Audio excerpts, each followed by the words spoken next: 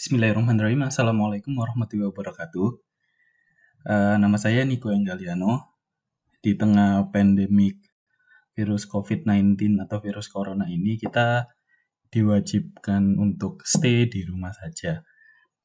Daripada kita stay di rumah saja, mungkin ada bosan, saya berinisiatif untuk membuat sebuah API data tentang virus corona, mulai dari yang positif berapa, yang meninggal berapa, yang sembuh juga berapa. Saya akan membuat tutorial bagaimana cara menggunakan data tersebut melalui REST API. Videonya akan saya buat berurutan supaya kita bisa belajar pelan-pelan bersama. Bahasanya akan saya usahakan saya sederhanakan supaya kita semua dapat mengerti, baik dari yang dari jurusan IT ataupun non-IT. Sesuai judulnya, kita akan mengenal REST API. Apa sih REST API itu? Kita lanjut. Secara sederhana, REST API terdiri dari dua kata, dari REST dan API. REST sendiri adalah Representational State Transfer. API adalah Application Program Interface.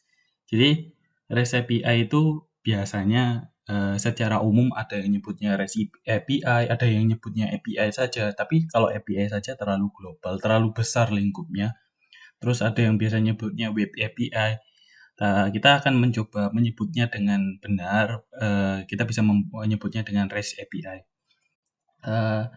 Tidak usah dijelaskan apa itu REST dan API, hanya singkatannya saja yang perlu kita ketahui. Nah, metode pertukaran data. Jadi REST API itu adalah sebuah cara untuk bertukar data dari klien dan server. Nah, metode-metode yang biasa digunakan itu ada get, post, put, patch, delete, dan option. Nah, untuk kasus tutorial ke depan, kita hanya akan perlu menggunakan mungkin get dan post, atau mungkin hanya get saja. Saya sederhanakan semuanya, agar semuanya bisa mengikuti sembari mengisolasi diri di rumah. Nah, contoh database. Saya mempunyai satu database, yaitu saya punya ID 1 dengan tanggal 0302 ini pertama kali diumumkan positif corona di Indonesia berjumlah 2. Terus tanggal 6 ada 2. Nah, data sebanyak ini kalau kita ambil dari database, kita berarti harus mengetahui query-nya seperti apa, bentuk datanya seperti apa, tabelnya seperti apa, column-nya seperti apa. Nah, REST API itu akan disederhanakan. Jadi saya akan sudah menyederhanakan data ini, dan kliennya atau teman-teman yang menggunakan datanya udah terima jadi istilahnya. Saya sederhanakan dan teman-teman tinggal mengolah datanya saja. Gimana sih konsepnya? Nah, konsep REST API itu seperti ini. Ada satu klien ini mengirimkan request berupa GET menggunakan HTTP, protokolnya HTTP atau HTTPS, dan merespon dengan respon JSON. JSON itu apa? Format data atau tipe data atau yang lainnya. JSON itu responnya. Jadi JSON itu format data yang dikembalikan oleh server. Biasanya itu respon API itu ada dua, ada JSON, ada XML. Tapi untuk case ini saya responnya nanti ke depan akan menggunakan JSON. Saya nanti akan menjelaskan juga JSON itu apa. Nah,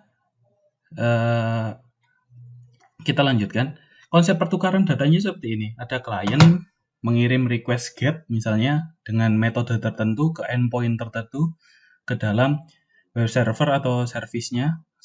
Terus si service akan mengembalikan respon berbentuk JSON ke kliennya. Nah, di klien ini bisa memparsingnya untuk diolah. Jadi klien bisa merequest sebuah data. Jadi saya gambarkan saja. Jadi saya gambarkan saja. Di sini saya punya klien. Di sini saya gambarkan hijau. Ini servernya. Ini server. Ini C klien. Nah, di sini si klien akan merequest data,